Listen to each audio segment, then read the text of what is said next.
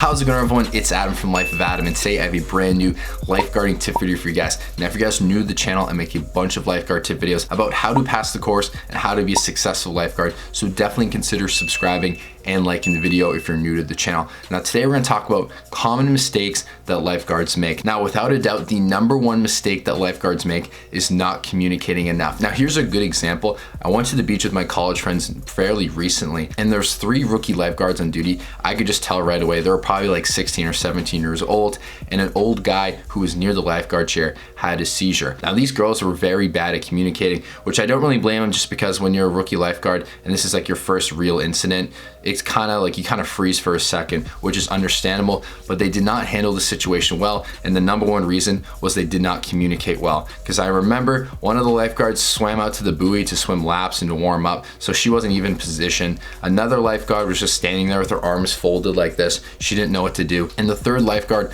called 911, which was good, but all of the lifeguards were not on the same page. I remember seeing a head lifeguard run across the beach like 15 minutes later, and he was like, "What happened? No one told me." They were not communicating very well. People were not on the same page, and it was fairly noticeable, especially for me. I turned around and I watched the whole thing, and I went over to help out. And lifeguard in general, you gotta be on the same page about even the smallest things, like lifeguard rotations. You gotta make sure everyone's rotating at the same time. You gotta know when your breaks are. You gotta make sure everyone's enforcing rules. It's good to be on the same page with your co-lifeguards, just so if anything happens, you act naturally and you just know your responsibilities. Now, the next common mistake that lifeguards make is they have the wrong mindset. Now, I remember when I was a kid and I was lifeguarding, I was like, oh, this job's so easy, nothing's gonna happen. I'm just sitting in a chair for 5 hours, I'm getting paid. Like, if you go into work with the mindset that nothing's gonna happen, you're not gonna scan, you're gonna be lazy, you're gonna form bad habits. So I'm telling you guys, do not have that mindset. You wanna have the opposite mindset. You wanna believe that, listen, stuff does happen, I'm gonna be alert at all times,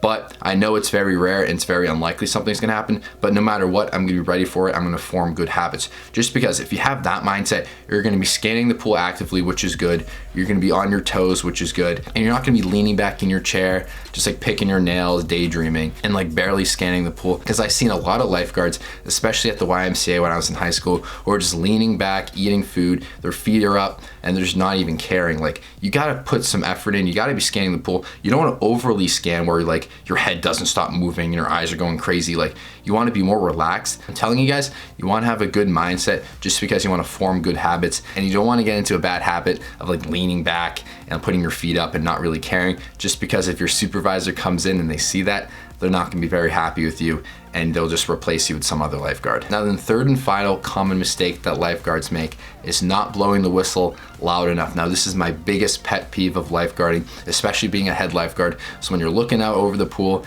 and you see a lifeguard blow the whistle, but it's like so weak and you can barely hear it and like no one responds, it just shows you have no confidence. You're not getting everyone's attention. Some people are gonna look if it's like very quiet because they're close by, but otherwise everyone's just gonna ignore it. Like, you need to have confidence, you gotta blow the whistle loud, you gotta get everyone's attention and enforce rules. Just because if you don't blow the whistle loud enough, people are gonna view you as a lifeguard who is shy and is reserved, or like doesn't really have confidence in themselves, and you don't want that. You wanna be authoritative, you wanna be on top of things, you wanna be able to get everyone's attention whenever you want, just because you're supervising the whole pool, and if anything happens, it's your responsibility. So you wanna give off that vibe that you're on top of things and you're confident and you're like a leader and you're like the figurehead of the entire pool. Like, if anything goes down, you're gonna be on top of it, and you wanna make sure everything happens your way. So no one's breaking the rules and setting bad examples for everyone else, because there's a domino effect. If some kids breaking the rules and running around, his friends are gonna follow that, and then other people are gonna be like, oh, you're allowed to run on the pool deck, and then they're gonna start running around. So you gotta be able to enforce rules,